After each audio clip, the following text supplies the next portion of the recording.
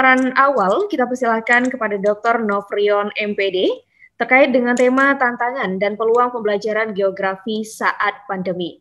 Sebelumnya kami informasikan juga bahwa Dr. Novrion MPD ini merupakan praktisi LSLC, Alumni Schools for ITEP Japan, konsultan Public Speaking dan Learning Improvement, Kepala Sekolah Public Speaking dan Broadcasting Indonesia, narasumber dan pengembang LSLC, Kemdikbud RI dan UNP, dengan beberapa prestasi diantaranya adalah penyaji terpuji PIMNAS tingkat nasional 2003, juara 1 PIMNAS bidang PKMM tingkat nasional 2003, juara 1 pidato LP2P4 tingkat nasional tahun 1999, juara 1 MTQ cabang MSQ tingkat Sumatera Barat, dan juara 1 penyiar pria tingkat Sumatera Barat 2001.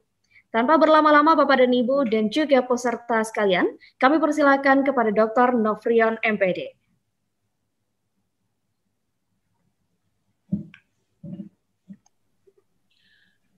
Terima kasih, moderator Yola. Sebelum kita mulai, apakah suaranya bisa terdengar jelas di tempat Bapak Ibu semua? Cukup dengan senyum saja pagi ini. Pak Ketua Jurusan yang paling merekah pagi ini ya. Mungkin itu, tetapi tentu ada juga BG agak lambat karena ternyata... Bapak dan Ibu yang saya hormati, kita mulai saja. Bismillahirrahmanirrahim. Assalamualaikum warahmatullahi wabarakatuh. Waalaikumsalam. Waalaikumsalam. Waalaikumsalam warahmatullahi wabarakatuh. Selamat pagi dan salam sejahtera untuk kita semua. Penghormatan kita sampaikan kepada Dekan FIS yang tadi diwakili oleh Wakil Dekan 1, Bapak Afrifa PSD, kemudian pimpinan jurusan geografi, ada ketua jurusan Bapak Dr. Ari Yulfa, kemudian sekretaris jurusan Ibu Sri Maria MPD, koordinator program studi di jurusan geografi ada 3 sekarang program studi kita, pendidikan geografi Ibu Dr. Ernawati, geografi langsung dijabat oleh Bapak Dr. Ari Yulfa, dan D3 TPJ Bapak Dian Aditya, juga program studi S2 ya Bapak Dr. Iswandi. Baik, terima kasih semuanya, juga salam hangat untuk majelis dosen, kemudian juga seluruh peserta yang telah berkenan meluangkan waktu untuk menjadi mitra diskusi dalam webinar jurusan geografi. Ini seri yang ketiga dan hari ini kita akan banyak berbicara tentang pembelajaran geografi di masa pandemi COVID-19. Terutama ini buat yang dari luar UNP, salam hangat dan juga penghargaan untuk Bapak Ibu semua. Semoga semua dalam keadaan sehat walafiat. Baiklah, saya Novrion. Hampir semua orang memanggil dengan Pak Dion ya, jadi agak berbeda dengan namanya, harusnya Pak Nop atau Pak Rion, tapi sehari-hari dipanggil dengan Pak Dion. Baiklah, saya dosen di program studi pendidikan geografi Fakultas Ilmu Sosial Universitas Negeri Padang. Baiklah, saya izin untuk berbagi layar dulu.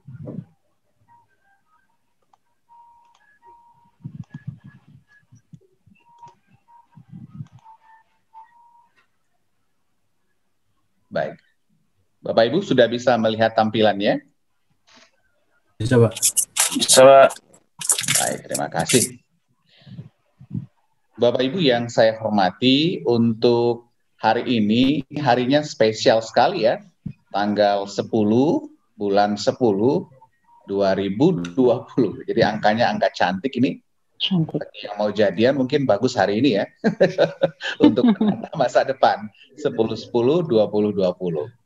Baik, pembelajaran geografi pada masa pandemi, dan saya kebagian tantangan dan peluang, dan nanti narasumber kita berikutnya, Ibu Citra akan berbicara tentang best practice pembelajaran geografi pada masa pandemi. Baiklah, Bapak dan Ibu, kita mulai.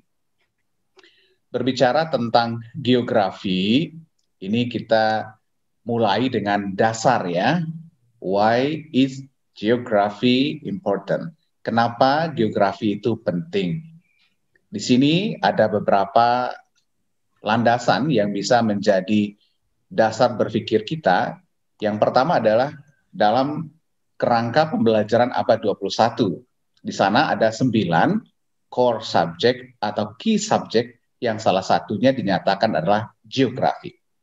Ini artinya apa? Bahwa secara global sudah ada kesepakatan, ada semacam penegasan bahwa konten geografi atau mata pelajaran geografi itu harus diajarkan di seluruh dunia. Maka disebut dalam the framework of 21st century learning dengan core subject. Ada geografi di sana. Jadi ini memperkuat semangat kita sebagai orang-orang yang bergerak di bidang geografi dan pendidikan geografi untuk terus eksis dan menunjukkan eksistensi kita. Yang kedua, kita lihat dalam di International Charter, piagam internasional dari IGU, International Geography Union, khususnya pada Commission on Geography Education. Di sana ditegaskan bahwa urgensi pendidikan geografi yang efektif untuk menyiapkan generasi muda yang bisa hidup harmonis dengan manusia dan alam. Jadi di sini ditegaskan pendidikan geografi yang efektif. Nanti kita akan banyak berdiskusi tentang apa sih makna pendidikan geografi yang efektif. Kemudian, kalau kita berbicara geografi, ada yang disebut dengan konteks mutually reinforcing. Jadi bicara geografi, kita bicara keilmuannya, kita bicara pendidikan dan pembelajaran, kita berbicara cara pandang, dan kita berbicara sikap dan perilaku. Keempat geografi ini, keempat posisi geografi ini mutually reinforcing, saling menguatkan. Perkembangan yang ada pada keilmuan geografi harus mendukung pendidikan dan pembelajaran geografi. Penguasaan ilmu, pendidikan geografi harus membangun perspektif cara pandang geografi yang nanti akan melahirkan sikap dan perilaku harian yang geografis. Apa clue-nya? Sikap dan perilaku yang geografis bisa hidup harmonis dengan manusia dan alam. Jadi orang geografi itu mudah saja menandainya. Kalau dia mampu hidup harmonis dengan manusia lain, tidak suka bermusuhan, saling menghargai, tidak menghina, berarti sudah geografis. Lalu harmonis dengan alam, dia bisa menjaga alam. Kemana dia pergi, dia memanjakan alam. Dia tidak mau merusak alam, berarti sudah harmonis dengan manusia dan alam lingkungan. Kalau belum, berarti tanda tanya besar. Apalagi kita sebagai orang geografi. Kalau belum harmonis dengan orang lain, kalau belum harmonis dengan alam, berarti kegeografian kita dipertanyakan. Berikutnya adalah, geografi itu kenapa penting? Geografi ibarat bridge between natural and social sciences. Jadi geografi itu bisa menjadi jembatan antara kajian keilmuan alam dan sosial. Makanya bagi Anda yang mendalami ilmu geografi akan ketemu ada ilmu alamnya, ada ilmu sosialnya. Jangan kaget, karena memang kodrat geografinya begitu. Kita bermain di dua itu. Alamnya ada, sosialnya ada. Jangan bikin bingung, justru itu kekuatan kita. Kemudian adalah geografi menjadi platform pembelajaran banyak mata pelajaran. Bisa dikatakan geografi itu menjadi dasar, bisa menjadi platform. Mau belajar sejarah, bisa jadikan geografi sebagai platformnya. Mau belajar PPKN, mau belajar sosiologi, mau belajar antropologi, bahkan belajar ilmu eksak dan MIPA sekalipun, bisa didasari oleh konten geografi. Jadi geografi menjadi platform pembelajaran banyak mata pelajaran. Ini beberapa urgensi atau kenapa geografi itu penting. Berikutnya adalah, kenapa geografi itu unik? Jadi penting dan unik gitu ya. Jadi kalau kita orang geografi harus mencari keunikan geografi agar kita bisa stand out di antara ilmu-ilmu yang ada. Pertama, geografi itu sangat concern dengan bagaimana segala sesuatu itu terdistribusi di muka bumi. Kenapa ada di sana? Kenapa ada di situ? Semua dipertanyakan oleh geografi. Geografi itu menggunakan grafik, maps, picture, photograph, balas sekarang dengan kemajuan teknologi dalam menganalisis, dalam mengkaji sesuatu. Kemudian geografi itu mengadopsi interdisciplinary approach to study problem of the earth. Dan masih banyak yang lain. Kenapa geografi itu unik? Tugas kita mencari keunikan tersebut. Berikutnya, ini penting menjadi perhatian kita terutama pendidik ya. Dalam amanat Piagam Internasional IGU. Ini harus selalu didalami oleh para pendidik terutama. Pendidikan geografi sangat diperlukan untuk pengembangan tanggung jawab sebagai warga negara saat ini dan masa datang. Jadi belajar geografi itu bukan hanya untuk kepentingan sekarang, bukan untuk kepentingan jangka pendek, tapi jangka panjang. Pendidikan geografi memberikan informasi yang merangsang rasa ingin tahu. Dengan satu gejala yang terjadi di muka bumi, merangsang inquiry kita, kemampuan berpikir kita. Kenapa? Kenapa bisa terjadi badai? Kenapa bisa terjadi goncangan yang disebut dengan gempa? Itu dipertanyakan. Kemudian meningkatkan kompetensi internasional sebagai dasar kerjasama yang efektif. Orang geografi dalam bahasa sehari-hari kita, dunia dalam kepalanya. Nah, itu harus kita pertanggungjawabkan itu. Benarkah dunia itu dunia dalam kepala kita? Sehingga nanti kalau dunia dalam kepala kita berarti kepala ini isinya tentang regionalisasi dunia, kondisi-kondisi dunia, sehingga ya bisa dikatakan orang geografi bisa menjadi kamus dunia. Berikutnya adalah mengikat dan menginspirasi generasi muda untuk membantunya hidup bersama secara harmonis dan dengan manusia dan alam. Ini tertulis dalam dokumen Piagam Internasional Ikatan Geografi Dunia IGU. Berikutnya, kalau kita melihat tujuan pembelajaran geografi ini banyaknya dari Kementerian RI, Geography for Life, ini dari IGU dan Commission on Geography Education. Ada beberapa pendapat juga, sekira kita sudah sangat familiar dengan ini. Ketika geografi itu dinyatakan sebagai mata pelajaran kunci saat ini, ketika tujuan pembelajaran geografi itu begitu mulia, ketika geografi itu unik dan penting, tiba-tiba datang pandemi. Nah, ini merubah. Kalau selama ini kita pendidik terbiasa dengan pembelajaran yang tatap muka, mengandalkan hampir 95% tatap muka, 5% baru kita berikan nuansa tatap maya. Datanglah pandemi. Sebenarnya kalau kita berbicara pandemi, orang geografi itu sebenarnya sudah familiar. Pandemi merupakan salah satu tipe bencana. Ada bencana alam, non-alam, dan sosial. Jadi kalau kita melihat dalam Undang-Undang Penanggulangan Bencana, pandemi termasuk bencana non-alam. Sebagai negara yang kalau Ikatan Geografi Indonesia menyebutnya, Indonesia punya beberapa kodrat. Salah satu kodrat Indonesia itu adalah punya banyak potensi bencana. Salah satunya adalah pandemi, bencana non-alam. Harusnya sebagai negara yang rawan bencana, kita sudah punya blueprint, cetak biru untuk bisa mengantisipasi bencana. Maka lahirlah mitigasi bencana. Upaya untuk mengurangi dampak dari bencana tersebut. Dituliskanlah semacam peraturan SOP untuk bisa hidup di negara rawan bencana, sebelum bencana, saat bencana, dan pasca bencana. Semuanya harus tertulis dalam mitigasi bencana. Nah, yang tidak ada itu ini. Kita belum punya cetak biru bagaimana melaksanakan pembelajaran saat bencana dan pasca bencana. Nah, ini tentu jadi pertanyaan besar. Apakah kita bangsa Indonesia belum belajar juga atau belum ngeh juga dengan kondisi kita yang rawan bencana? Mungkin selama ini kalau bencana alam mungkin sudah bisa dikatakan bagus ya. Kalau terjadi bencana ada kelas darurat, sekolah darurat sudah biasa. Kalau pandemi belum. Padahal pandemi ini sudah terjadi beberapa kali di Indonesia. Nah, ini jadi pemikiran, jadi PR besar. Dengan pandemi kita coba, jadi nanti kalau alhamdulillah ya Bapak Ibu semua, ini buku saya sudah terbit, ini book chapter, judulnya Mozaik Gagasan untuk Pendidikan Indonesia.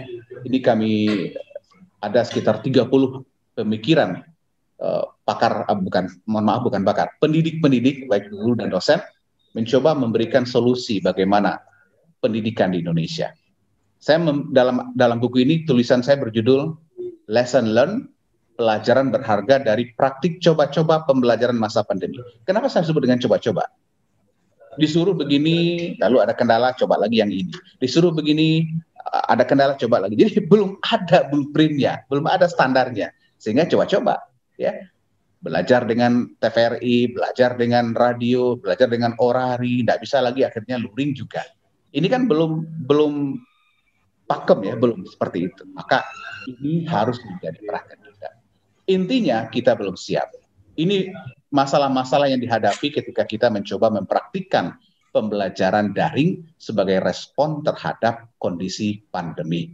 Tidak punya smartphone, blank spot area, dan lain sebagainya. Bapak dan Ibu, terlepas dari itu semua, COVID-19 telah memaksa secara nyata, secara masif untuk mengubah dan memindahkan pola pembelajaran tradisional yang sifatnya tatap muka langsung ke dalam sebuah lingkungan virtual pembelajaran.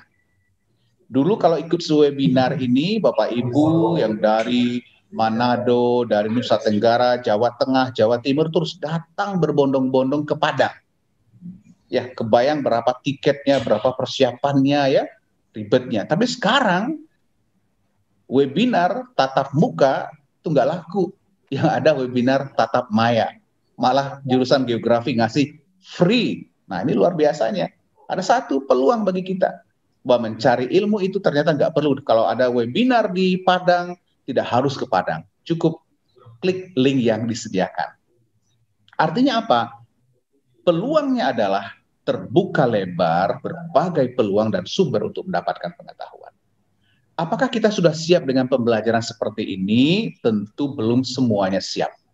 But the show must go on. Kita sedang memasuki new normal. Yang perlu kita ingat, we are not looking for the best strategy, but we do the possible best strategy. Dalam konteks seperti ini, ketika guru dihadapkan dengan pilihan pembelajaran daring, apakah sinkron ataupun asinkron, bukan masalah mana yang terbaik.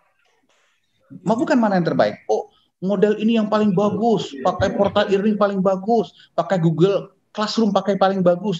Oh, model bukan begitu, bukan mencari yang terbaik kita sekarang. Yang sekarang adalah we do the possible best strategy. Mana yang terbaik untuk peserta didik kita. Kalau di daerah A yang terbaik adalah daring asinkron, why not? Daring sinkron, why not? Bagaimana dengan luring terbatas atau pola shifting atau relaksasi?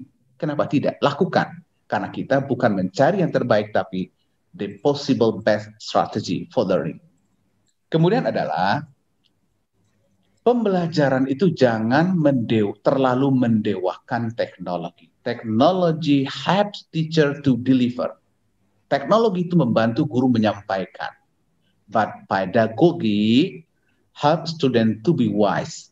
Tetapi ilmu pedagogi ya akan membuat kita menjadi lebih bijaksana. Maka bagi guru-guru kita pendidik, jangan terlalu khawatir dengan kondisi sekarang. Gunakan yang kita punya, manfaatkan yang tersedia, ya. Kemudian belajar dari pengalaman. Ini 4 poin penting yang harus kita pahami. Gunakan yang kita punya. Apa yang kita punya? Kita punya smartphone, gunakan smartphone. Kita cuman bisa menguasai Google Classroom, gunakan Google Classroom.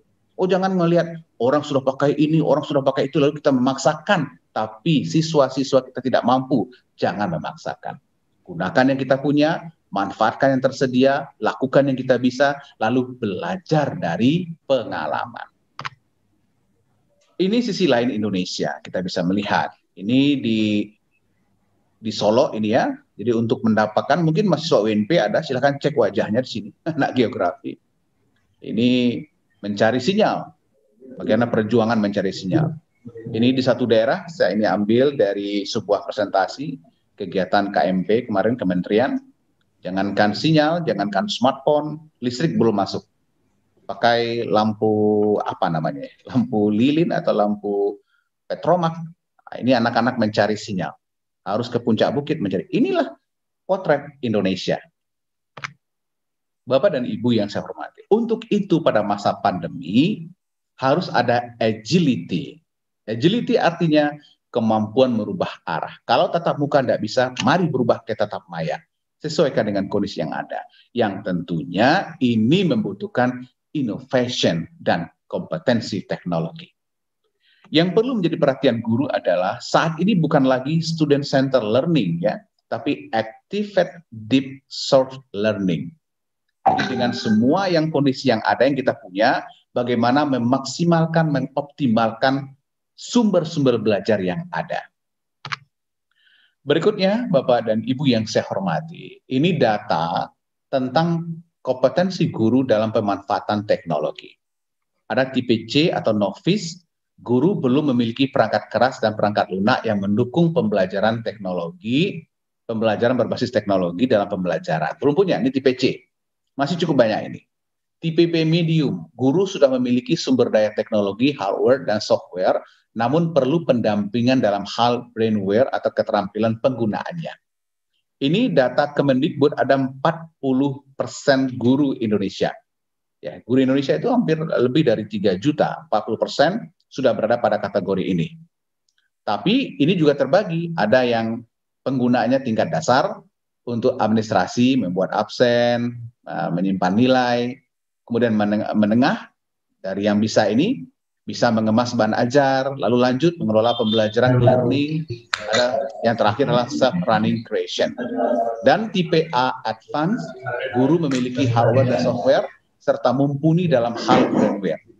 Terampil, itu baru 2,5%. Ini potret kita bersama. Lalu apa yang harus kita lakukan sebagai guru atau dosen dalam kondisi pembelajaran ini? Yang harus kita pahami yang pertama, guru tidak bisa diganti oleh teknologi. Ini sudah sepakat penelitian di Australia tahun 90-an, guru tidak bisa digantikan oleh teknologi.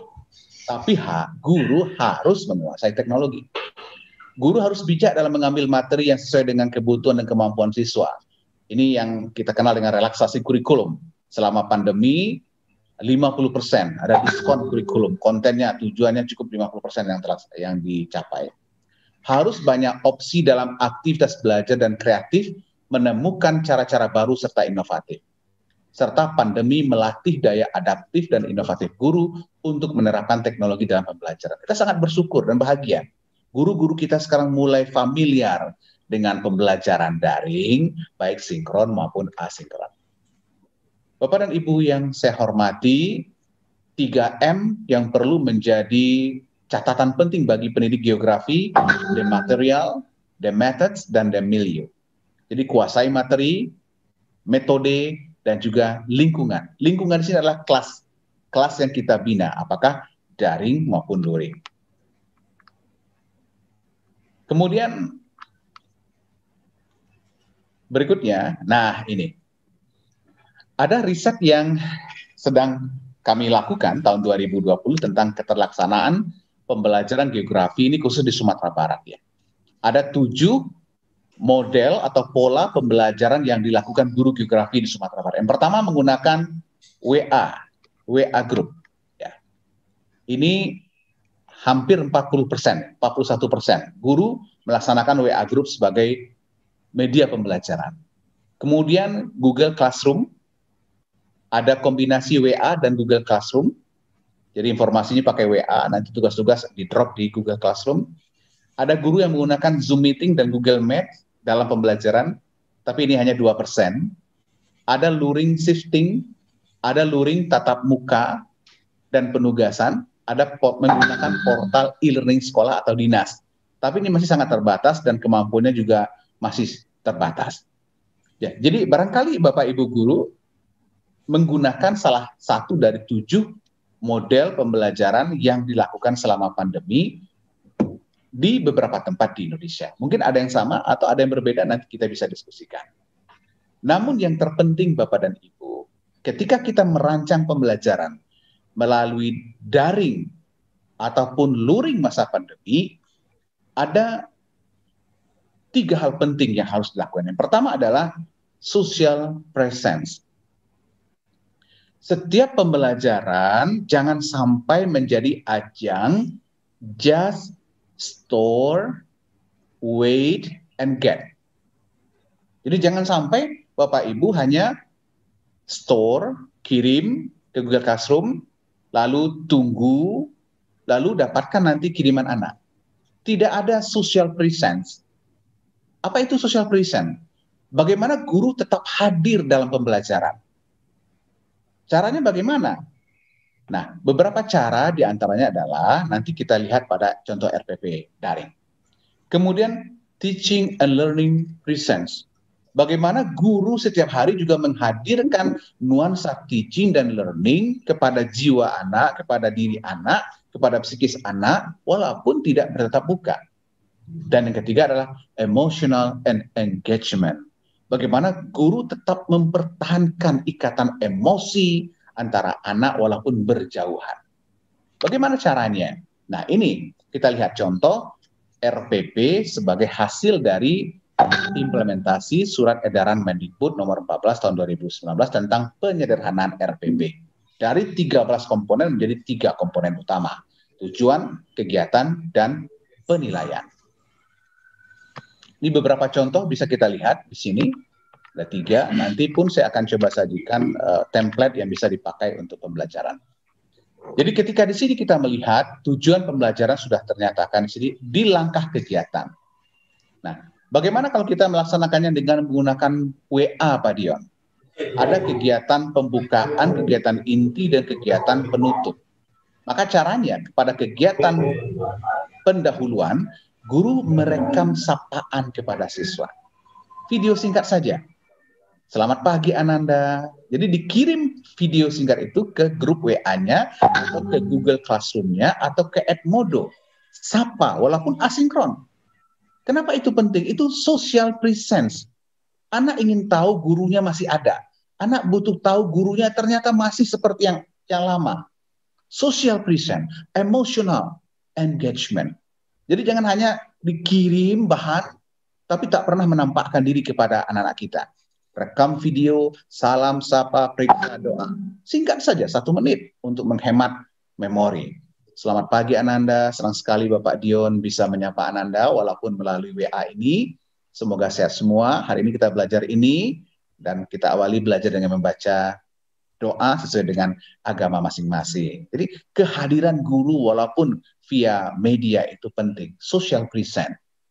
Lalu kita juga bisa baru berikan materi.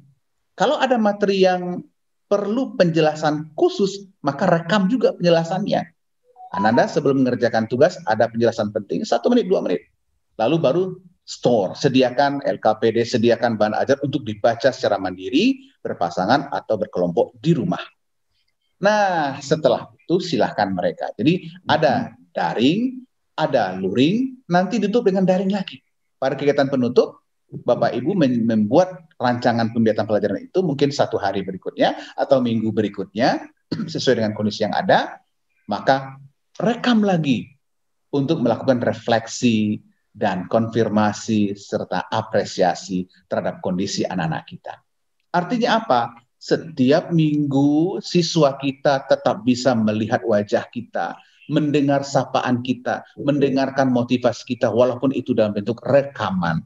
Tapi kalau yang sinkron, yang daring sinkron tentu lebih mudah lagi. Seperti kita sekarang, daring sinkron. Bisa melihat Pak Dion, bisa melihat siswanya. Tapi kalau asinkron, rekam dan store di platform pembelajaran daring yang kita gunakan. Lalu bagaimana kita dengan pembelajaran geografi yang nuansanya praktek, Pak Dion? Ya, ini tadi yang kita jelaskan. Contoh RPP daring asinkron dengan platform WA Group, Google Classroom, dan Edmodo. Atau yang lain ya, yang bisa digunakan. Tujuan di sini, kegiatan belajar, pendahuluannya, direkam dalam bentuk video, singkat, jelas, dan dikirim ke WA Group atau Google Classroom atau Edmodo. Kegiatan intinya, guru mengelola sesuai dengan ini, nyatakan secara jelas penilaiannya seperti apa. Jadi cukup memang RPP yang disederhanakan itu boleh 1 lembar, bukan wajib 1 lembar, bukan. Jadi maksudnya adalah Jika bisa 1 lembar, kenapa 2 atau 3 lembar? Nah, ini platform Google Classroom. Jadi kita bisa store di sini video pembuka pembelajaran, penjelasan singkat pembelajaran, bahan pembelajaran, kemudian semuanya bisa kita store di sini. Lalu kita jelaskan kapan ini harus diserahkan oleh anak dan nanti itu sebagai bahan referensi dan apresiasi. Nah, lalu bagaimana dengan jika ada pembelajaran praktik, kita minta anak membuat praktik. Bagaimana kita tahu bisa dengan meminta anak untuk merekam apa yang dilakukan, lalu mengirimkan kepada kita. Namun itu asinkron. Ada satu platform pembelajaran namanya Padlet. Padlet ini ibarat kelas, ya, Padlet ini. Jadi ketika Bapak Ibu menggunakan Padlet sebagai pembelajaran, maka Bapak Ibu bisa membuat kanvas pembelajaran. Ini seperti yang tampil. Jadi hari ini saya buka kelas Padlet, maka semua siswa hadir pada jam ini, lalu mengikuti semua panduan sesuai dengan kolom Padlet yang ada. Kalau Bapak Ibu ingin memberikan ini contoh RPS, ini RPP, tampilkan di kolom pertama. Daftar hadir, tampilkan di kolom kedua. Video sapaan, ini social present. Maka rekam video beberapa detik, kirim ke anak. Anak bisa menontonnya di tempat masing-masing. Lalu Bapak Ibu juga bisa meminta anak untuk mengirimkan video singkatnya. Halo Bapak Dion, ya anak-anak tinggal berikan rekam video sapaan dan perkenalan singkat, kirim ke sini ya Ananda. Lalu kita bisa melihat, kita bisa berinteraksi walaupun semi sinkron.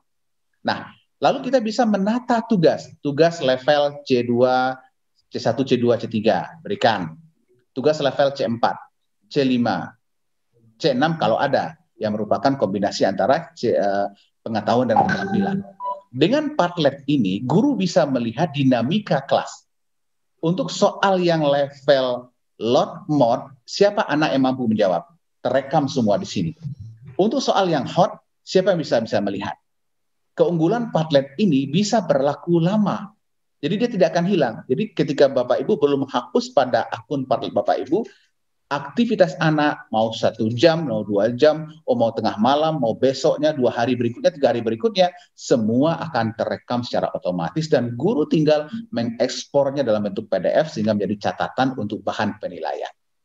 Jadi di samping Google Classroom, Edmodo, bersamping portal yang lain, Bapak Ibu bisa menggunakan ini, terutama geografi yang model pembelajarannya itu beragam. Ada yang pengetahuan saja, ada yang praktiknya. Maka bagaimana kita tahu sosial dan juga dinamika dalam kelas, maka kita bisa menggunakan aplikasi Padlet.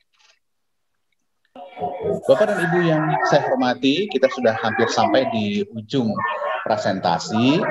Ini ada pesan, didiklah anakmu sesuai dengan zamannya, karena mereka hidup bukan di zamanmu. Jadikan setiap tempat sebagai sekolah dan jadikan setiap orang adalah guru. Jadi artinya bahwa kita sebagai guru, peluang kita geografi, bahwa jangan sampai patah, jangan sampai pesimis, tapi harus punya daya responsif, agility, ya, agility. Kemudian yang perlu juga kita pahami adalah, ini saya kutip dari presentasi Pak Suhendra kemarin, pengajaran versus pembelajaran. Jadi walaupun kita menggunakan daring atau luring, filosofinya sama dengan mengembalakan kerbau atau bebek. Kalau mengajar, itu seperti kita mengembalakan kerbau atau sapi. Kita taruh tali di lehernya, lalu kita bawa kemana kita pergi. Sangat dominan, teacher dominated learning. Tapi kalau bebek, kita hanya sifatnya menghalau saja, mengarahkan saja. Silakan bebek itu mau kemana gitu. Jadi begitu banyak kegiatan yang bisa dilakukan oleh siswa dan guru hanya sebagai net control. Kalau masuk ke sawah orang lain baru kita balik lagi. Tapi silakan, ini ruang kelas, silakan gunakan, silakan manfaatkan sumber belajar. Tapi kalau ada yang keluar nanti Nah, filosofi mengembalakan bebek ini sama dengan pembelajaran. Berikutnya adalah pembelajaran adalah serangkaian proses. Apa yang ada sekarang itu adalah hasil dari pendidikan yang dulu pernah dijalani oleh anak-anak kita. Oleh sebab itu, maka guru harus memahami kalau ada anak yang lamban, kalau yang setengah cepat, ada yang cepat, itu adalah hasil proses selama ini. Jangan menjudge anak. Maka kita sebagai guru tidak boleh mengatakan ada anak yang bodoh dan lain sebagainya. Terakhir, pembelajaran melalui proses asimilasi dan akomodasi, ibarat kolam. Kalau menggunakan teori kognitif, ya, di situ dilihat bahwa ada proses asimilasi antara pengetahuan lama atau skema dengan pengetahuan baru. Ya, masing-masing anak itu berbeda. Ibarat kita melempar batu ke sebuah kolam. Ada riak-riak. Riak-riak itu adalah proses anak belajar. Ada yang riaknya sebentar saja, tergantung skema masing-masing. Tapi ketika anak sudah mengalami proses asimilasi, diterimanya pengetahuan baru dengan dasar pengetahuan lama, maka terjadilah penyesuaian yang disebut dengan akomodasi. Sudah connect antara pengetahuan lama dan pengetahuan baru hasil dari konstruksi pembelajaran yang dijalani. Terakhir, Bapak dan Ibu, sebagai guru geografi, kebetulan kemarin kita berkontribusi dalam kongres atau pertemuan ilmiah tahunan Ikatan Geografi Indonesia di Bandung. Kebetulan kita di Indonesia akan membuat buku standar geografi Indonesia. Kalau di Amerika itu namanya Geography for Life. Kalau di Indonesia kita akan menggagas buku standar geografi. Maka ini akan menjadi panduan bagi seluruh pendidik di Indonesia. Kebetulan saya mendapat bagian untuk menulis buku pertama, yaitu kompetensi guru geografi Indonesia kontemporer. Ada 4 kompetensi guru. Yang pertama, kompetensi konten dan pedagogik. Content and pedagogical practice kompetensi. Yang kedua, kompetensi integritas dan daya tarik personal. Integrity and personal attraction kompetensi. Yang ketiga, kompetensi teknologi, literasi, dan numerasi. Dan yang keempat adalah kompetensi pengembangan diri dan profesi berkelanjutan. Self-development and sustainable professionalism kompetensi. Jadi tentunya ini harus menjadi bahan bagi kita semua untuk bagaimana dalam pembelajaran kondisi dalam masa pandemi ini, tantangannya ini berubah dari tatap muka menjadi tatap maya. Di situ dibutuhkan agility, kemampuan merubah arah. Peluangnya bagaimana? Kita manfaatkan semua peluang yang ada. Kemajuan teknologi, kesempatan berkolaborasi dengan menggunakan berbagai sumber dan juga platform yang tersedia. Termasuk acara ini memanfaatkan peluang yang ada. Bisa mengikuti, bisa belajar bersama melalui webinar yang rata-rata gratis dan itu harus kita ikuti. Maka terima kasih dan penghargaan buat Bapak Ibu yang telah berkenan hadir hari ini untuk menjadi mitra diskusi kita dalam webinar jurusan geografi. Baiklah Ibu Yola, moderator, mohon maaf ini berlebih waktunya ya. Terima kasih, saya kembalikan ke moderator.